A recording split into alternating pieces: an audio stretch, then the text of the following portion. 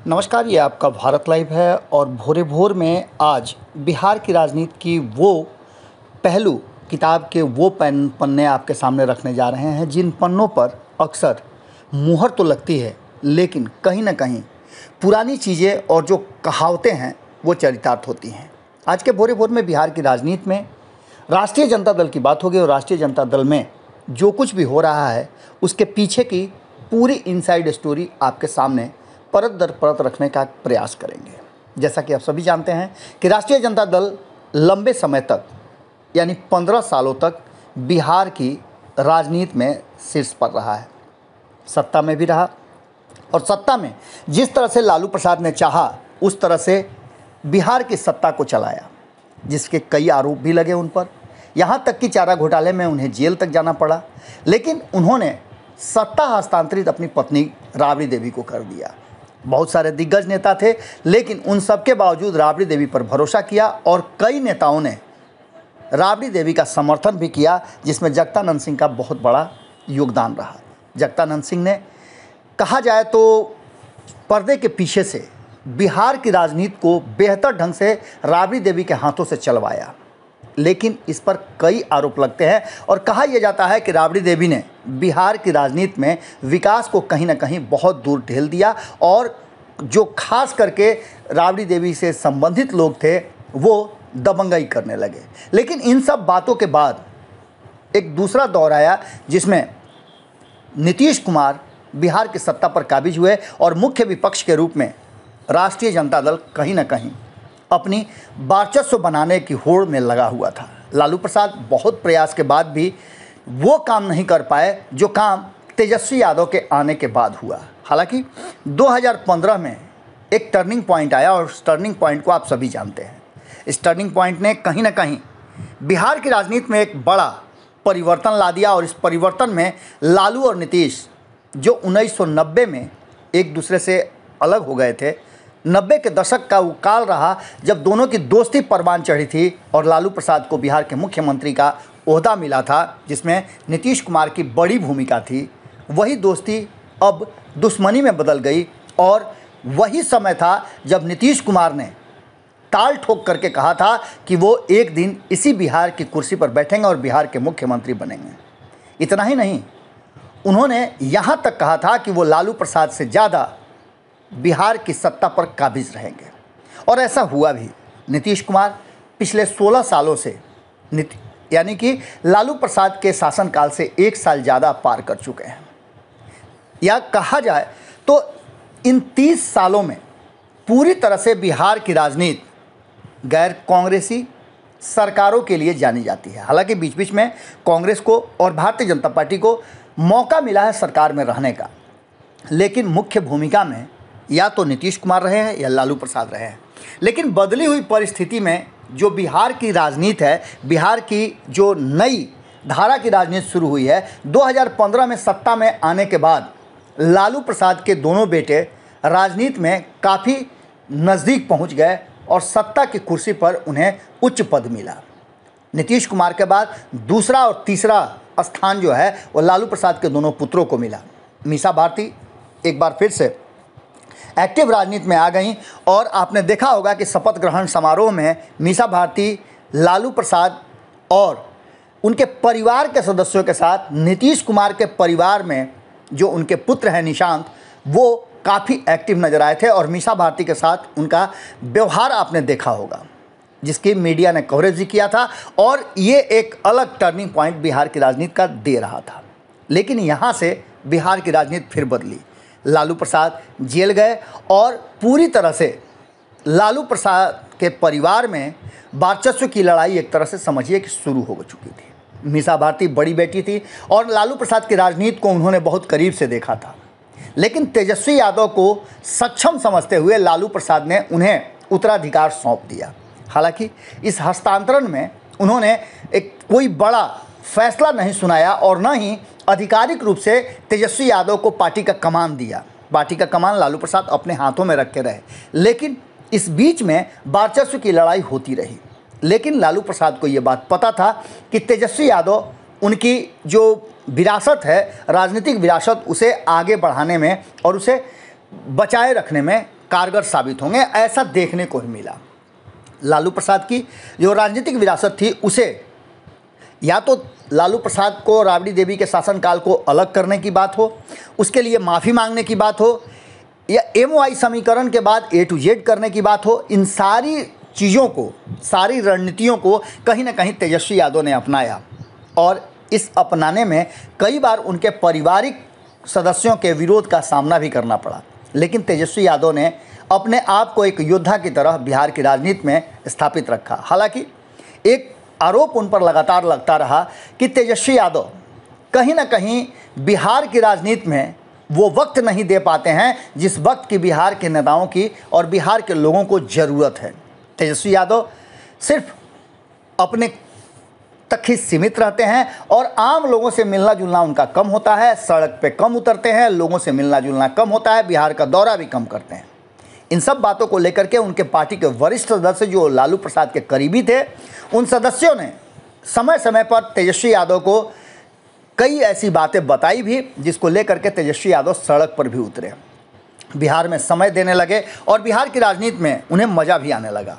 हालांकि जानकार ये भी बताते हैं कि तेजस्वी यादव बिहार की राजनीति से ज़्यादा अपने व्यवसाय की तरफ झुकाव रखते हैं। लेकिन इन सारी बातों से इतर तेजस्वी यादव ने बिहार की राजनीति में जिस तरह से भारतीय जनता पार्टी और नीतीश कुमार, जो कि दो बड़े कहा जाए तो महाशक्ति के रूप में राजनीतिक महाशक्ति हैं, उनके सामने बड़ी मजबूती से टक्कर दिया।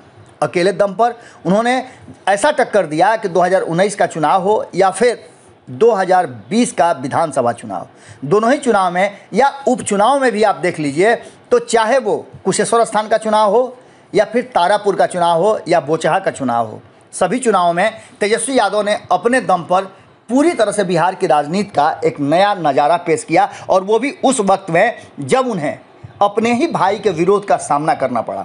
2019 आपको याद होगा, तेजस्वी यादव ने 2019 के चुनाव में बहुत सारी ऐसी सीटें हैं जिस पर हार का सामना करना पड़ा।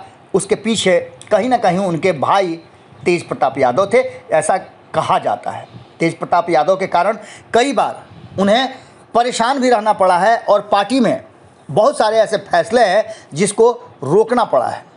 भाई के कारण अक्सर फैसलों में कहीं ना कहीं बदलाव हुआ है और ये तेजस्वी यादव को मान्य नहीं है।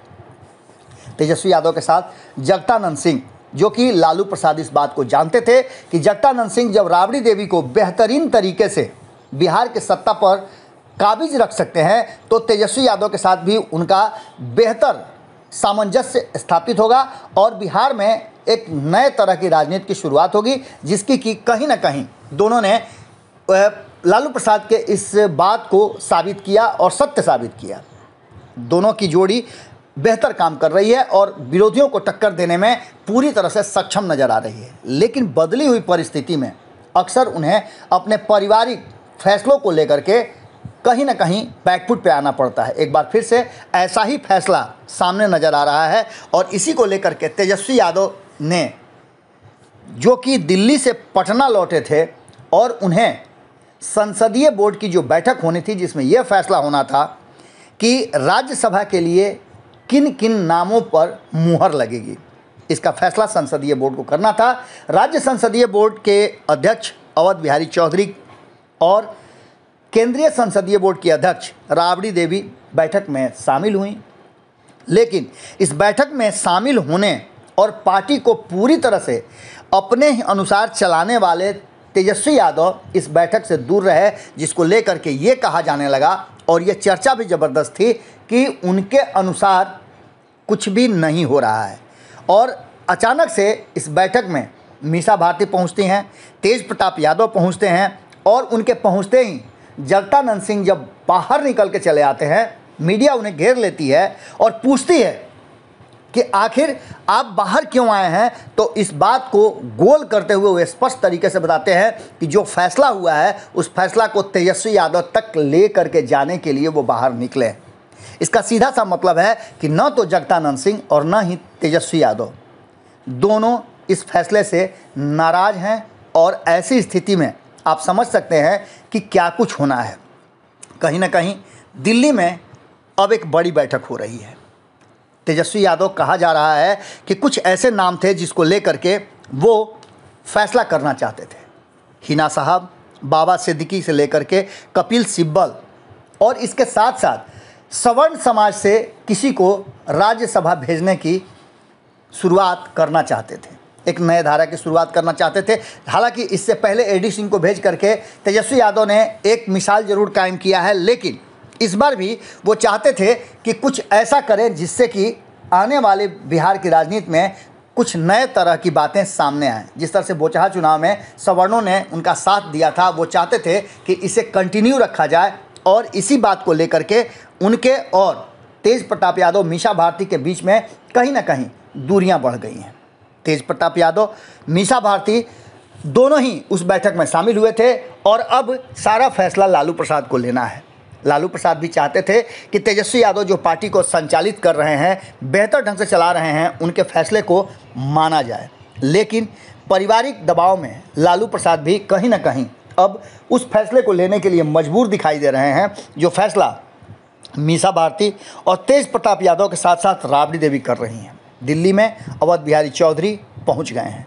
अवध बिहारी चौधरी के साथ और भी कई वरिष्ठ नेता पहुंचे हुए हैं, और गहन मंथन चल रहा है। इस मंथन से क्या निकल करके आएगा ये तो पता चलेगा 1 से 2 दिनों में। कहा यह जा रहा है कि 20-21 तारीख तक फैसला हो जाएगा कि कौन कौन, मीसा भारती के साथ दूसरा नाम कौन है, वो राज्यसभा जाएगा। लेकिन इसके ठीक पहले तेजस्वी यादव ने फंसा दिया है पेंच। लालू के यहाँ जमावड़ा लगा हुआ है, और इस जमावड़े में अब देखने वाली बात ये होगी कि मीसा भारती अपना सीट बचाने के साथ साथ किस तरह से अपने चाहने वालों को, तेज प्रताप यादव के चाहने वालों को, और अपने अनुसार से राज्यसभा में प्रतिनिधित्व के लिए लालू प्रसाद को मना पाते हैं। हालांकि जानकार बताते हैं, और जैसा हमारी समझ है राजनीतिक, लालू प्रसाद कच्चे खिलाड़ी नहीं हैं। वो जानते हैं कि तेजस्वी यादव को इस बदली हुई परिस्थिति में, वर्तमान जो स्थिति है उसमें नाराज़ करना शायद पार्टी के लिए बेहतर नहीं होगा। सुनील सिंह ने देखा होगा, आपने तस्वीरें साझा की है। उसके बाद जगतानंद सिंह की बात आपने सुनी होगी।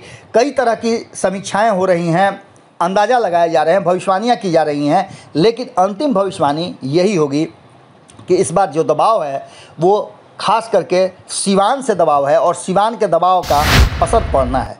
खास करके अगर देखा जाए तो MY समीकरण का Y तो ठीक किया जा सकता है, लेकिन M ठीक करने के लिए हिना साहब का इस बार फिर से अगर पत्ता कटता है तो निश्चित रूप से बिहार में राजनीतिक दशा और दिशा दूसरे तरफ शिफ्ट हो सकती है। इस बदली हुई परिस्थिति में एक बात तो पक्का है कि तेजस्वी यादव जो चाहते हैं वो करने के लिए लालू प्रसाद को कहीं ना कहीं अपने फैसलों में शामिल करना होगा। जुड़े रहिएगा भारत लाइव के साथ, खबरें लगातार जारी हैं। भोरे भोर में आपसे आज यहीं विदा लेते हैं। बहुत बहुत धन्यवाद। अगर ये वीडियो पसंद आई और वह बिहार के राजनीति और बिहारियत से सरोकार रखेनी तो सब्सक्राइब बटन दबा के चैनल के सब्सक्राइब कर ली। ओजे एगो घंटी बा, ओकरा बटन दबा देला से कुल सटीक और मारक खबर रुआ मुफ्त में मिल जाई। अगर रुआ पत्रकारिता के हमनी के नया प्रयोग में सहयोग कर चाहतानी तो ज्वाइन बटन दबा दी। पेटीएम नंबर नोट कर ली 9386816700। धन्यवाद।